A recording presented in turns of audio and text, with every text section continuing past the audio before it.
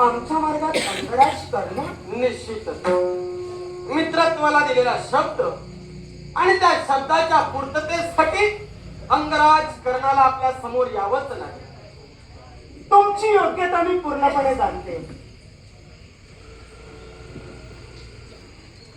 अंगराज, तुम्ही का आलात माझ्या लक्षात आलं. या विश्वात रक्ताच्याही नात्यापेक्षा मैत्रीचं नातं श्रेष्ठ आहे. तुमची मैत्री आहे आणि त्या मैत्रीसाठी इथपर्यंत तुमची पावलं पडली. जशी तुमची मैत्री आहे तशी भानुमतीची आणि सुप्रियाची मैत्री आहे. तसं तुम्ही मित्रासाठी झटतात तशी या भानुमतीसाठी झटणं हे सुप्रियेचं कर्तव्य आहे. मग आमचा जो मार्ग रोखला तो का आणि कशासाठी? एकाच कारणास्तव. ऐकूया. स्त्रीची निर्भत्सना करणं कर्णाला केव्हाही पटलं नाही. हा, पण सांप्रत मित्रत्वाच्या फक्त शब्दासाठी आणि त्या माझ्या मित्रासाठी आज मला इथपर्यंत यावं लागलंय. म्हणून अंगराज कर्ण आपल्याजवळ समजावणी करतोय. भानुमती माझ्या स्वाधीन करा आणि माझं कर्तव्य पूर्ण करण्याची जबाबदारी मला ते कर्तव्य पूर्ण करू द्या. अंगराज, सहज तुमच्या मुखातून शब्द बाहेर पडले. ही भानुमती तुमच्या स्वाधीन करा. तुमच्या समोर ही सुप्रिया उभी आहे. मी रक्ताचं पाणी करेन. ढाल म्हणून मी तुमच्या समोर उभी राहीन. पण ही भानुमती तुमच्या स्वाधीन केव्हा येऊ शकत नाही. हे पहा, तुम्ही झटताय तुमच्या मैत्रीसाठी आणि अंगराज कर्णाला आपल्या मैत्रीसाठी. तुमचंही तत्व हा अंगराज जाणतोय.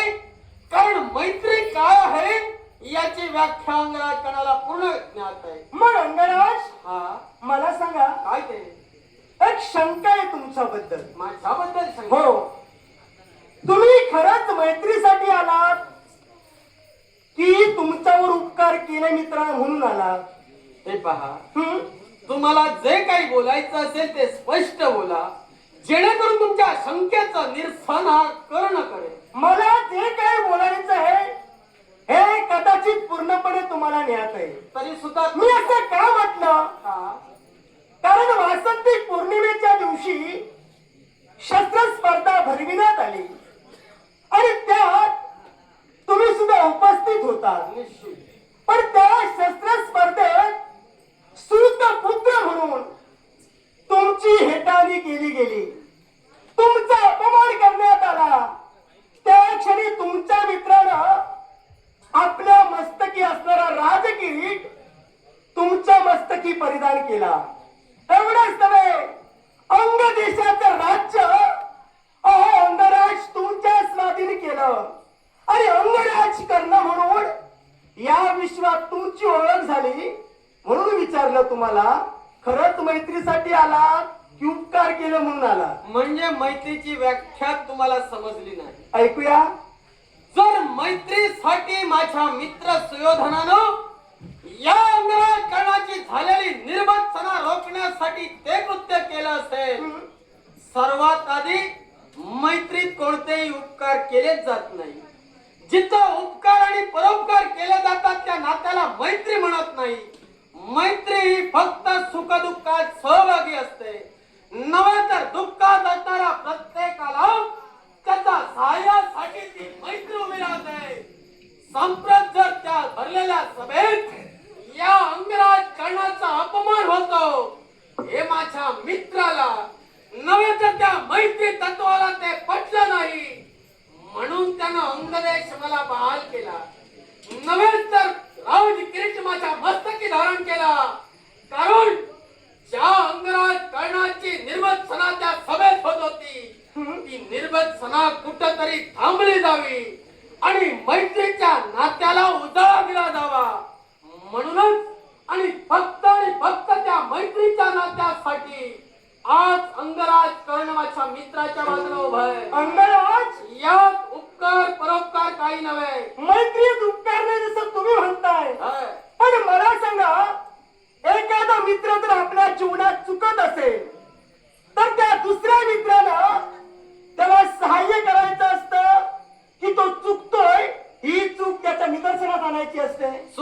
निदर्शनास आणायची मग हा तुमचा मित्र चुकतोय त्याला पाठीशी तुम्ही घालतात, ही मैत्रीची व्याख्या झाली.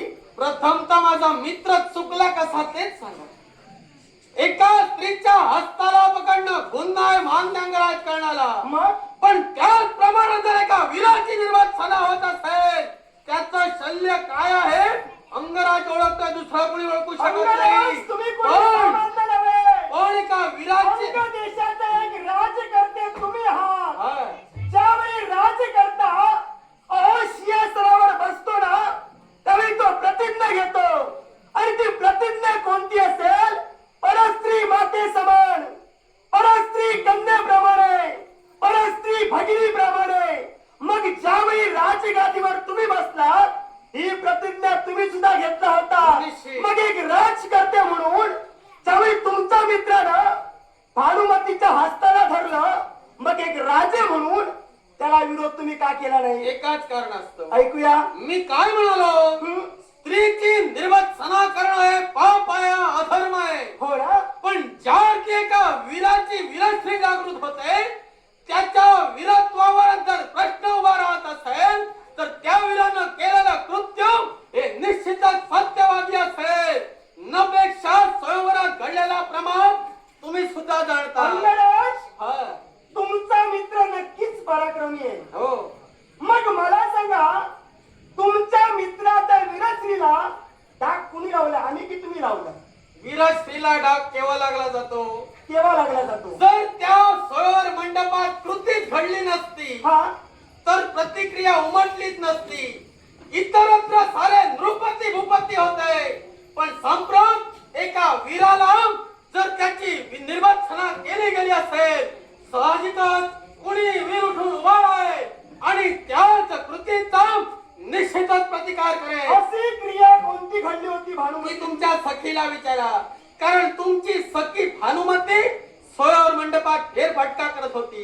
देशोदेशीचे नृपती आसन स्थित होते. हं? ज्यावेळी माझ्या मित्रासमोर तुमची सखी गेली हा, त्यावेळी जो प्रसंग घडला तुमच्या सखीला ज्ञात असेल. नपेक्षा अंगराज करणं असं म्हणतोय. जर माझ्या मित्राला तुमची सखी जर पसंती दुसर उतरली असेल तर त्यानं केलेलं कृत्य मला तर मान्य आहे. का मान्य आहे? एकाच कारण असतं. मला सांगा, हा. स्वयंवर मंडप भरला गेला, अनेक राजे उपस्थित होते, एवढंच नव्हे तर भानुमतीची पितृदेवता तिथं उपस्थित होती. ही जर तुझ्या मित्राला आवडली होती तर त्या मित्रानं वरिष्ठांची संमती घ्यायला नको का? ती संमती न घेता तिच्या हाताला धरून ओढत नेणं हा कुठला शिष्टाचार तुमचा? हा शिष्टाचार नव्हे. मग नपेक्षा जर माझ्या मित्रानं राजकर्त्याला विचारून जर त्यांना कथन करायला हवं होतं की तुमची कन्या मला पसंत आहे, मनपसंतीचा स्वयंवर तिचा, हं, तिच्या मनाला जो वर पसंत पडेल त्याच्याशी ती लग्न करणार. हा. मग जर माझ्या मित्रानं हे कथन केलं असतं तर प्रथमतः राजकर्त्यानं आपल्या कन्याचं कारण पुढे केलं असतं. मग मनापसंतीचा जर स्वयंवर होता हा. तिच्या इच्छेनुसार ती वर निवडणार होती. मग त्या स्वयंवरात तुमच्या मित्रानं हिच्या हस्ताला हात का घातला? एकाच कारण असतं. जर ती माझ्या मित्राला ती पसंत पडली असेल, नपेक्षा तिच्या सौंदर्यावर तो मोहित झाला असेल, त्याला तिच्याशी लग्न करायचं असेल म्हणून त्यानं ते कृत्य केलं. आणि धर्मशास्त्र सांगतंय अहो, लग्न एकाच्या इच्छेने होत नाही, त्याला दुसऱ्याची इच्छा तेवढीच महत्वाची असते. लग्न या शब्दाचा अर्थच मुळे असा होतोय, दोन परस्पर भिन्न कुटुंब ज्यावेळी एकत्र येतात त्या दोन कुटुंबामध्ये एक नातं निर्माण होतं, त्याला लग्न असं म्हटलं जातं. मग हिची इच्छा सुद्धा तो बळजबरी का करतोय? लग्न करण्याच्या अनेक पद्धती आहेत. हो ना? त्या ज्या माझ्या मित्रानं जो मार्ग अवलंबला धर्मशास्त्रानुसार मला योग्य वाटला आणि म्हणून त्याचा पाठिंबा देऊन अंगराज करणं उभा आहे, तोही भानुमतीला ठेवून जाणार. अंगराज, तुम्ही धर्माचे पुरस्कर्ते आहात, अधर्माचे नाही. निश्चित. हे मात्र पूर्णपणे तुम्ही लक्षात ठेवा. हा. तुमचा मित्र एकच सांगतोय,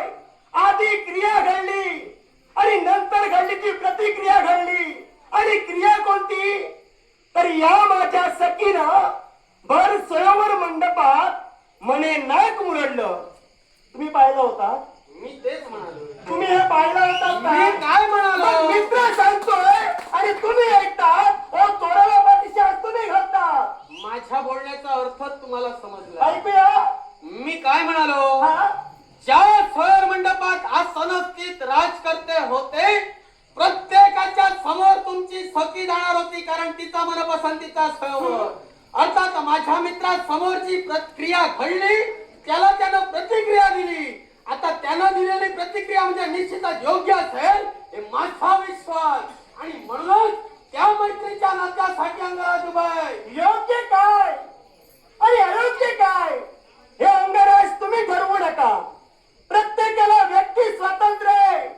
प्रत्येक जण आपल्या सुखासाठी, आपल्या स्वार्थासाठी या विश्वात केव्हाही काही करू शकतो.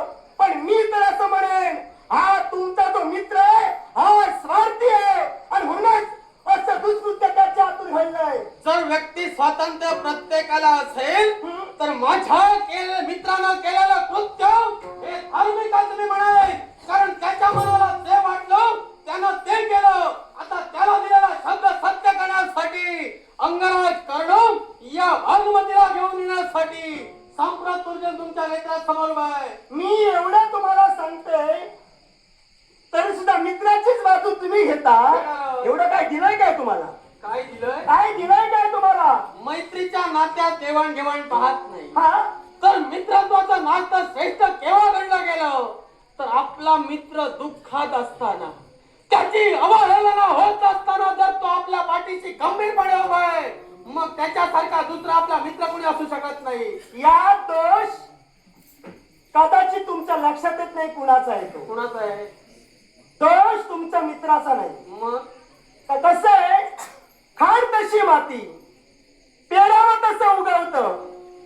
अहो त्याच्या पूर्वजांनी जे केलं तेच आता तुमचा मित्र करतोय.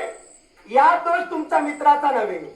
याला कारण आहे, पितामह भीष्मानी काशी नद्यांच्या 3 कन्या अंबा, अंबिका आणि अंबालिका यांचं हरण केलं. पण अंबेचं जे प्रेम होतं ते राजे शाल्व यांच्यावरती होतं. आणि हे ज्यावेळी अंबेनं भीष्मांना कथन केलं त्यावेळी मोठ्या मनानं भीष्मांनी अंबेची मुक्तता केली, तिला परत पाठविली. पण ती गेली ती कुणाजवळ? ज्याच्यावरती तिनं प्रेम केलं होतं ते राजे शाल्व यांच्याजवळ अंबेचं धान झालं. पण त्या शाल्वानी तिला नकारलं आणि म्हणून ती एकटीच निघून गेली. मग मला सांगा, त्यांनी हरण का केलं? याच्यापेक्षा आज नाहक त्रास एका स्त्रीला भोगावा लागला. असं काय गुन्हा केला होता तिनं? तुम्ही दोष भीष्माचार्यांना देता आणि स्वतःच्याच मुखवटे म्हणाला की अंबेला भीष्माचार्यांनी शाल्वाकडे पाठवलं. सत्य आहे? सत्य आहे. मग जर एका स्त्रीचं मन जाणून भीष्माचार्यांनी जर अंबेला तिथं पाठविलं असेल, भीष्माचार्य चुकीचे कसे? भीष्माचार्य चुकीचं मुळीच नाही. मग मला तुम्हाला काय सांगायचंय, काय ते? त्या स्त्रीला हा नाहक त्रास भोगावा लागला. मी जी इथं उभी आहे ती फक्त स्त्री तत्वासाठी उभी आहे. आणि एखाद्या स्त्री तत्वाला जर डाग लागत असेल, ही सुप्रिया केव्हाही शांत राहू शकत नाही. तुम्ही स्त्री तत्वासाठी जसा झटता तसा अंगराज कर्ण मित्र तत्वासाठी झटतोय. ज्याप्रमाणे भीष्माचार्यांनी ज्यावेळी काशी नगरीत 3 कन्यांना जिंकलं गेलं, धर्मशास्त्रानुसार सर्व घडत आलं. आता ते का घडलं, कसं घडलं याचा उलगडा होतोय, कारण सारे पूर्ण विश्व जाणताय. न पेक्षा ज्यावेळी भीष्माचार्यांना वाटलं त्यांनी एका स्त्रीची मुक्तता केली म्हणजे स्त्रीपत्नी त्यांनी सन्मान दाखवला. आता माझ्या मित्राला ही भानुमती पसंत पडली, त्यानं तिचं हरण केलं. मग त्याच्या मनातील इच्छा मित्र म्हणून जर मी पूर्ण करत असेल, मी तो धर्मी कसा? अंगराज, मित्राला सहाय्य तुम्ही करता आहात. मित्र तुमचा चाललाय तो अधर्माच्या वाट्याजवळ चाललाय. मग त्याला सद्मार्गाला आणणं हे मित्र म्हणून तुमचं कर्तव्य होतं. पण ते न करता मित्राला सहाय्य तुम्ही करता आहात. मग मी तुम्हाला काय म्हणू? एकाच नाण्याच्या 2 बाजू असतात. तुम्ही एका बाजूला विचार करताय की तुम्ही तुमच्या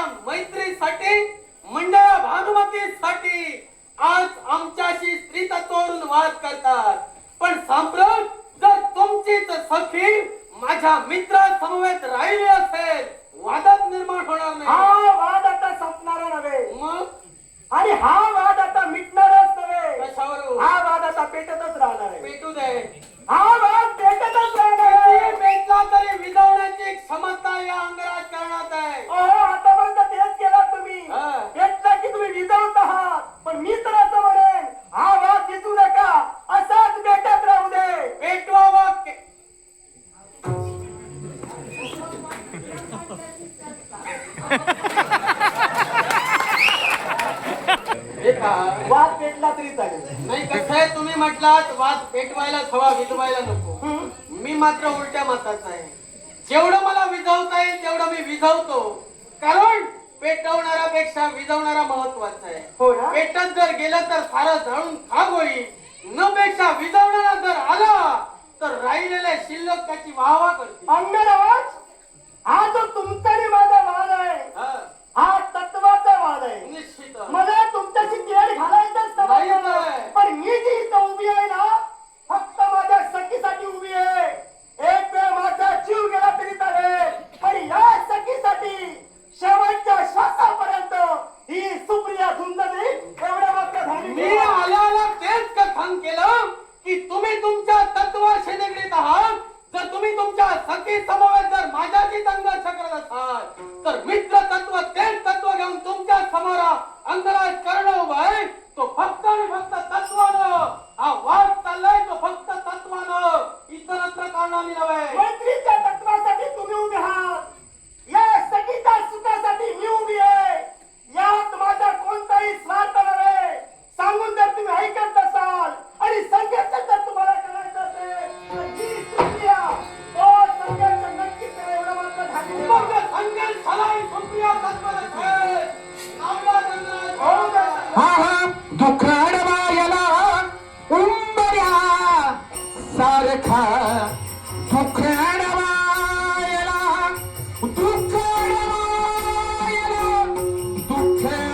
दुखडवायला उंबऱ्या सारखा मित्र वनव्यामध्ये गारव्या सारखा मित्र वनव्यामध्ये गारव्या सारखा